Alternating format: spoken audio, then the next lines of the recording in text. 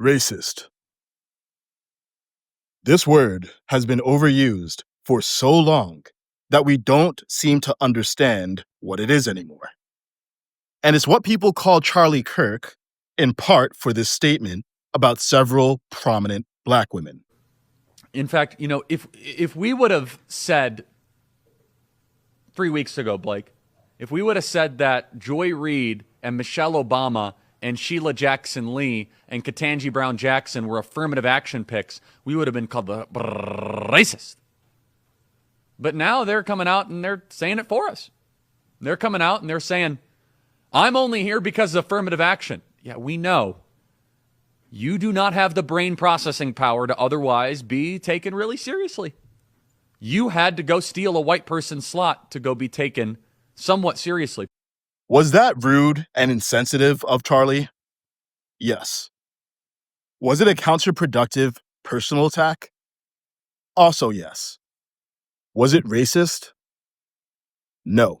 The Oxford English Dictionary defines racism as prejudice or discrimination based on race, or the belief that some races are inherently superior. Out of context, Charlie's statement can sound racist. And here's the context. Charlie was talking about affirmative action policies. He was responding to a series of admissions by several of those black women that they benefited from affirmative action, including this one. Rise today as a clear recipient of affirmative action, particularly in higher education. I may have been admitted on affirmative action, both in terms of being a woman and a woman of color, but I can declare that I did not graduate on affirmative action. Michelle Obama wrote of her college experiences, I sometimes wondered if people thought I got there because of affirmative action.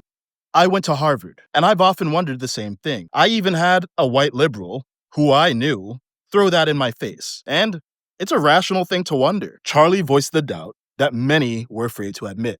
In a system that factors in race, people will wonder if race is a factor. So if Michelle wondered if people had doubt, wouldn't it be reasonable to expect that some people did have doubt? Now, look, you might think the upside of affirmative action outweighs the downside. That's okay. Charlie disagreed. And here was his mistake. By attacking the intelligence of those women, he made his point in an emotionally unintelligent way. It was racially insensitive. Charlie was a white man commenting on specific black women. So there's a higher chance of him coming across as offensive and other black women feeling defensive. That doesn't mean he can't speak. It's just a reminder to all of us that what you say matters and how you say it matters too. And it wasn't racist.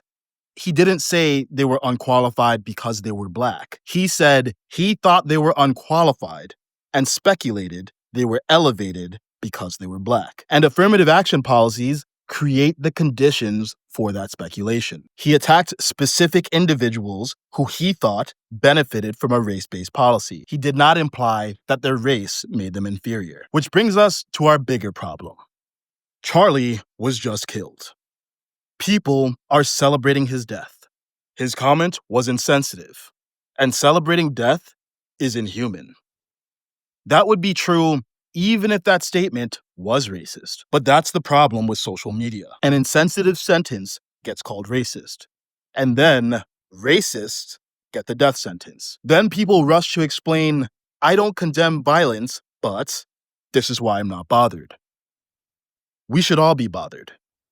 We think we know the whole truth, but we don't. Algorithms give us news that confirms our views. So people don't see the Black Leadership Summits Charlie organized. They don't see how he had black allies who he listened to when he made mistakes. Social media is warping our reality and our humanity. A bad argument doesn't make a bad person, but we exaggerate the bad and explain away the good.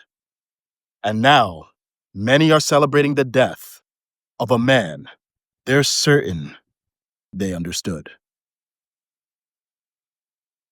This assassination is a wake-up call for our nation. This is where broken discourse leads. Partisanship isn't working, so we need a new approach. I've got the full breakdown and a path forward on my Substack. Link below.